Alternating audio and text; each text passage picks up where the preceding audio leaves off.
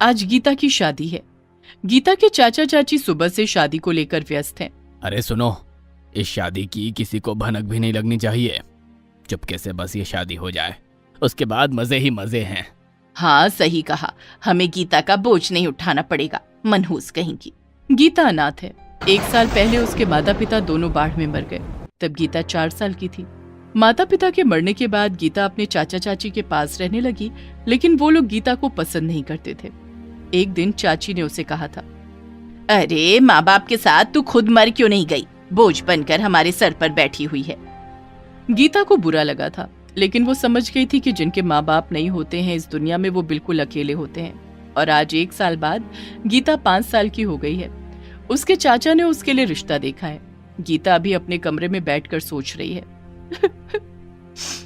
काश आज माँ यहाँ होती तो मुझे इस उम्र में शादी नहीं करनी पड़ती। माँ कहाँ हो आप, मेरे पास आइए, मुझे इनसे बचाइए ना माँ। तभी बाहर से चाची ने उसे बुलाया, गीता बाहर आ, लड़का आ गया है। गीता बाहर आई और देखा कि एक 30 साल का लड़का वहां खड़ा है। उसका नाम अजय है। अजय की मानसिक स्थिति ठीक नहीं है, इसीलिए उसकी शादी नहीं हो रही थी। अजय की माँ बिमला ने इसीलिए गीता से अपने बेटे की शादी करवाने का निर्णय किया है। कुछ ही देर में अजय के साथ गीता की शादी हो जाती है और गीता ससुराल चली जाती है।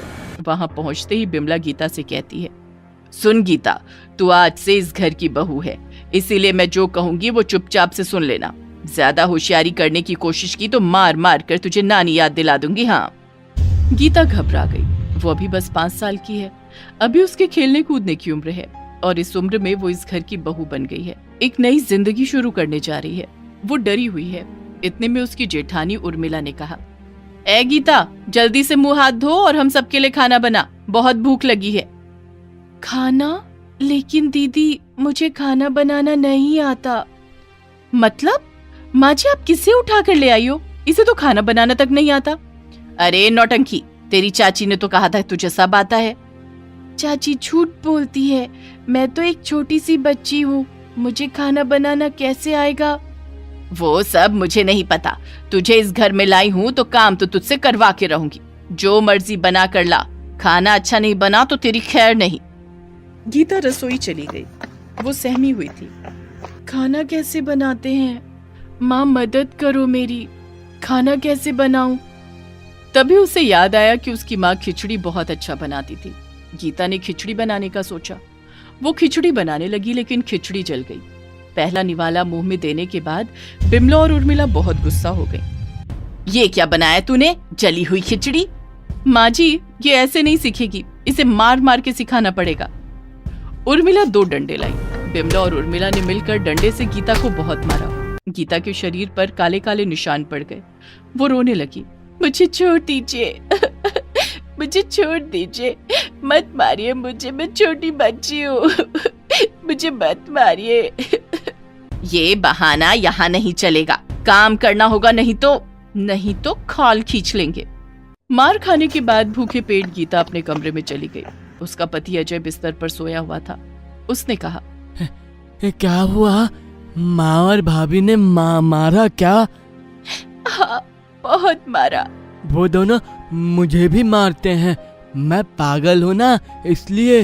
जैसे भी है, आप मेरे पति हैं मैं आपकी सेवा करूंगी। ये बोलकर गीता अजय का पैर दबाने लगी। अजय सो गया, लेकिन गीता सो नहीं पाई। वो अजय के फोन में खाना बनाने का तरीका देखने लगी। सोते सोते बहुत रात हो गई, लेकिन 5 बजे बिमला उसके कमरे में आ गई। अरे ये महारानी अभी भी सो रही है। ए गीता की बच्ची, उठ, ये तेरे बाप का घर नहीं है, उठ। बिमला ने गीता को उठा दिया और उससे घर के काम करवाने लगी। गीता झाड़ू पोछा करने लगी। उसके बाद बर्तन धोकर सबके लिए चाय बनाने लगी। चाय में चीनी ज्यादा हो गई, उस वजह से बिमला ने गीता को 2 थप्पड़ मारा। अब से एक गलती करने पर तू 4 थप्पड़ खाएगी, ये ले। उर्मिला ने भी थप्पड़ मारा, और 4 मेरी तरफ से। थप्पड़ खाकर ही तू सीखेगी कुछ। थप्पड़ खाने के बाद रोते हुए गीता रसोई चली गई और दोपहर का खाना बनाने में लग गई। चाची ने सही कहा था, अगर मैं बाढ़ में अपने माता पिता के साथ मर गई होती तो मुझे आज ये सब नहीं सहना पड़ता। भगवान उठा लो, भगवान मुझे उठा लो। गीता ने खाना बनाया लेकिन बिमला को पसंद नहीं आया। खाने में मजा ही नहीं है। गीता को फिर मार पड़ी। शाम को उर्मिला की कुछ सहेलियां घर आईं। उर्मिला को पार्टी करना पसंद था। वो एक अमीर घर की लड़की थी, इसलिए बिमला उसे कुछ नहीं कहती थी। उर्मिला की सहेलियों ने कहा, अरे उर्मिला, सुना है तेरे पागल देवर की शादी हो गई है, जरा बुला अपनी देवरानी को। देवरानी? देवरानी नहीं, नौकरानी है वो। गीता, अरे गीता, जल्दी से इधर आ। गीता वहां आई। हाँ दीदी। ये सब मेरी सहेलियां हैं, हम पार्टी कर रहे हैं, हमारे लिए मनोरंजन करके दिखा। मनोरंजन? लेकिन वो कैसे करते हैं, जरा नाच के दिखा। मुझे नाचना नहीं आता है। मार पड़ने पर सब कुछ आ जाएगा। ये बोलकर सभी गीता को मारने लगे। गीता रोते हुए नाचने लगी। सब लोग हंसने लगे। गीता, तेरी देवरानी तो बढ़िया नाचती है।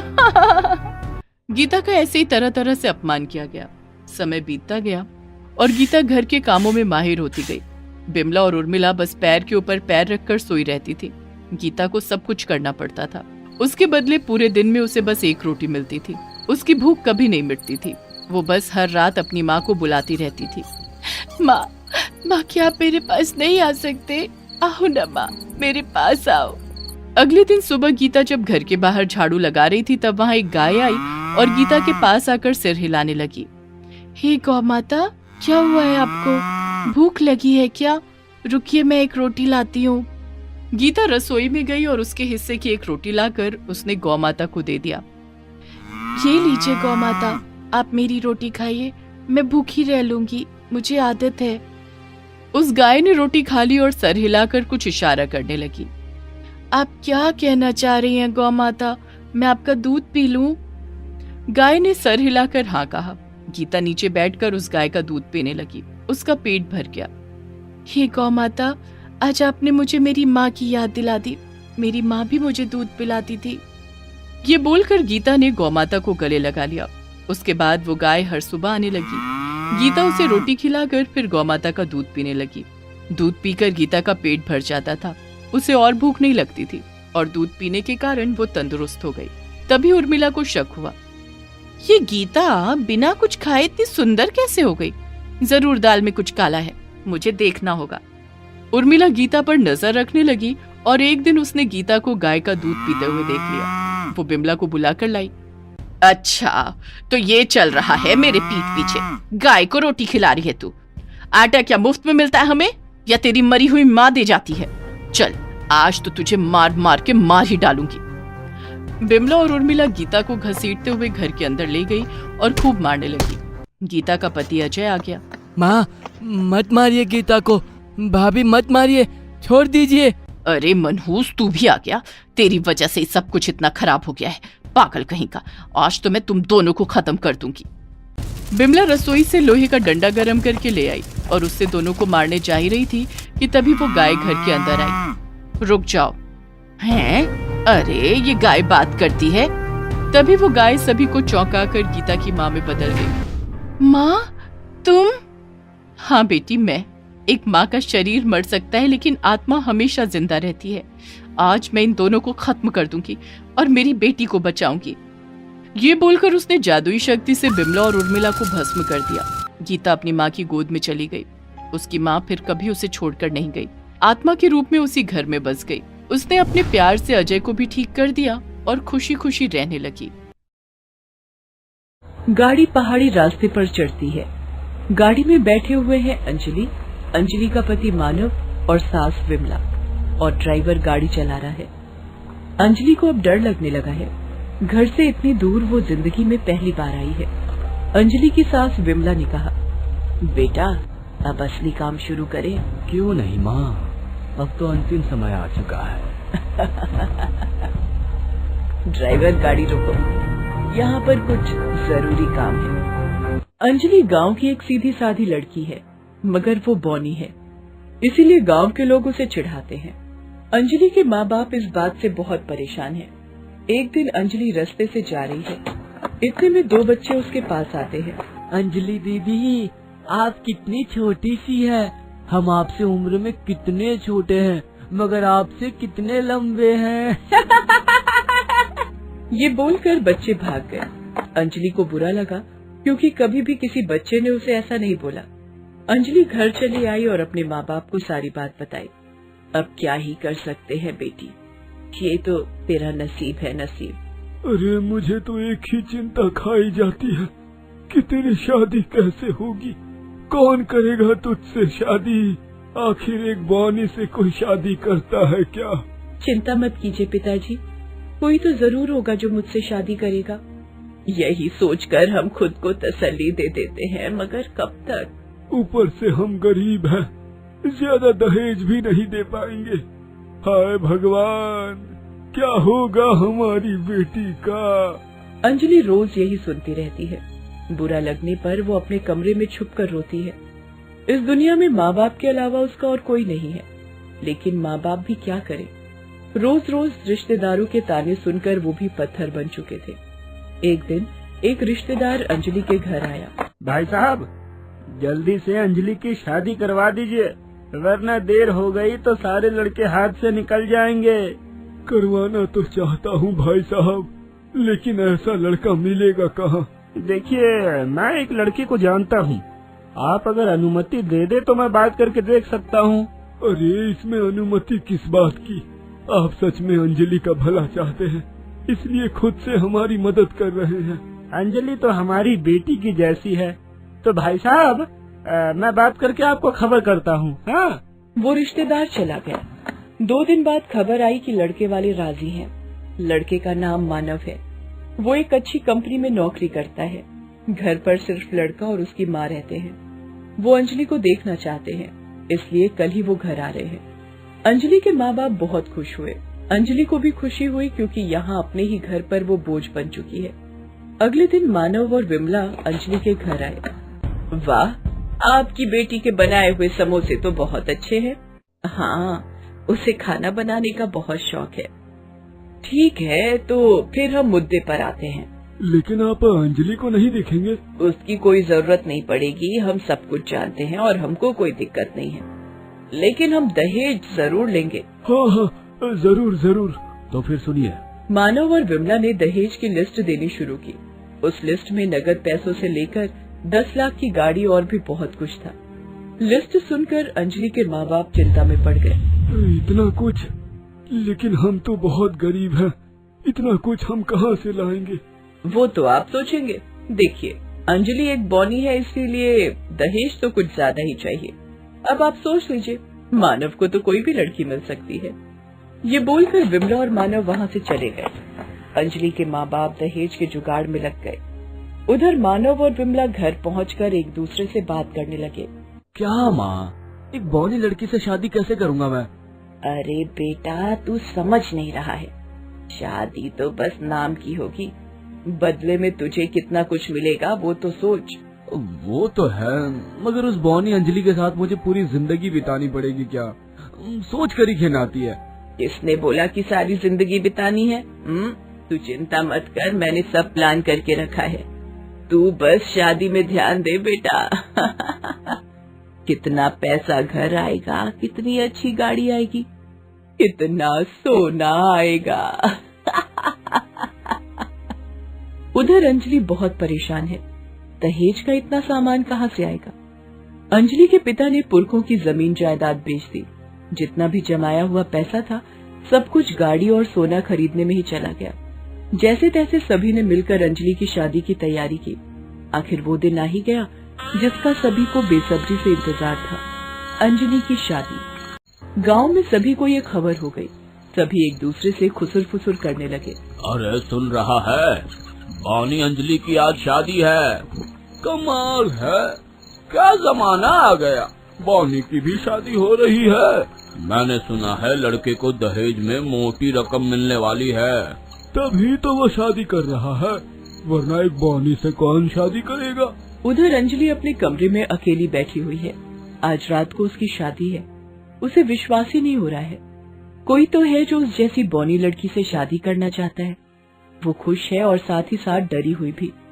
आज तक माँ बाप को छोड़कर वो कहीं पर भी नहीं गई और आज उसको यहाँ से चले जाना पड़ेगा हमेशा के लिए। वो दुर्गा माँ को याद करती है। हे माँ, आप तो सब कुछ जानती हैं, आपको तो पता ही है कि मैंने क्या क्या सहा है। मुझे बहुत डर लग रहा है, आप मेरी मदद करना। थोड़ी देर बाद मानव घोड़ी पर सवार होकर चला आता है और विमला भी चली आती है। अंजलि के घर के बाहर दहेज की नई गाड़ी खड़ी है। बेटा ये देख, ये गाड़ी हमारी है। इस गाड़ी पर सवार होकर ही हम यहाँ से जाएंगे। हाँ माँ, मुझे तो बहुत मजा आ रहा है। इतना सब कुछ, वो भी बिल्कुल मुफ्त। मानव मंडप पहुँचता है और अंजलि को भी वहाँ पर लाया जाता है। पंडित जी शादी शुरू करने ही जाते हैं। उसी वक्त एक आदमी आकर विमला के कान में कुछ बोलता है। रुक जाइए पंडित जी। क्या हुआ? शादी क्यों रोक दी? क्योंकि आपने आपका वादा पूरा नहीं किया। आपसे तो 20 लाख नगद की बात हुई थी, तो 1 लाख कम क्यों है? देखिए, 1 लाख रुपए का बंदोबस्त नहीं हो पाया। मैं वचन देता हूँ, 1 हफ्ते के अंदर मैं 1 लाख रुपए दे दूंगा। तो शादी भी 1 हफ्ते बाद ही होगी। ऐसा मत कीजिए बहन जी, बड़ी मुश्किल से ये सब बंदोबस्त कर पाया हूँ। तो मैं क्या करूँ? अभी 1 लाख दीजिए, तभी होगी ये शादी। तभी अंजलि की माँ वहाँ पर आती है और अपने गले से एक सोने का हार निकाल कर दे देती है। ये लीजिए बहन जी, ये मेरी माँ ने मुझे दिया था, यही उनकी आखिरी निशानी है। अब आप ये रख लीजिए, इसकी कीमत 1 लाख से ज्यादा होगी। ठीक है मानव, बैठ जा। पंडित जी, आप शादी शुरू कीजिए। ये सब देखकर अंजलि रो पड़ती है। रोते हुए शादी के सारे नियम पूरे करती है। शादी हो जाती है। शादी के बाद विमला और मानव नई गाड़ी के पास जाते हैं। माँ जल्दी चलो, अब यहाँ पर ज्यादा देर नहीं रहना। हाँ जाना तो पड़ेगा ही, पर अपनी पत्नी को भी तो ले ले। भाड़ में जाए पत्नी, ऐसी पत्नी होने से तो मर जाना बेहतर है। बौनी कहेगी। ये सब क्या बकवास कर रहा है? तू क्या मरेगा? मरेगी तो वो चुड़ैल। इसके बाद विदाई का वक्त आता है। अंजलि बहुत रोती है, फिर गाड़ी में बैठ जाती है। मानव पीछे की सीट में उसके पास बैठता है और विमला सामने बैठती है। ड्राइवर गाड़ी को स्टार्ट करता है और चलाना शुरू करता है। कुछ देर गाड़ी चलती है। थोड़ी देर बाद विमला ड्राइवर को एक मोड़ पर गाड़ी दूसरी तरफ मोड़ने के लिए बोलती है। ड्राइवर वैसा ही करता है और कुछ देर चलने के बाद गाड़ी एक पहाड़ी रास्ता पकड़ती है। क्या हुआ? हम इस रास्ते से क्यों जा रहे हैं? अंजलि डर गई, क्योंकि उसने नहीं सुना था किसी पहाड़ के बारे में। तो फिर ये लोग पहाड़ों के रास्ते से क्यों जा रहे हैं? गाड़ी कुछ देर और चली। बेटा, अब असली काम शुरू करें। क्यों नहीं माँ, अब तो अंतिम समय आ चुका है। ड्राइवर, गाड़ी रोको, यहाँ पर कुछ जरूरी काम है। ड्राइवर ने गाड़ी रोकी। अचानक से विमला ने एक डंडा निकाला और ड्राइवर के सर पर मारा। ड्राइवर बेहोश हो गया। अंजलि बहुत डर गई। मानव ने अंजलि को पकड़ा और गाड़ी से खींचकर निकाला और फिर उसको लेकर खाई के पास आया। छोड़ दो मुझे, छोड़ दो। फेंक दे उसे, फेंक दे।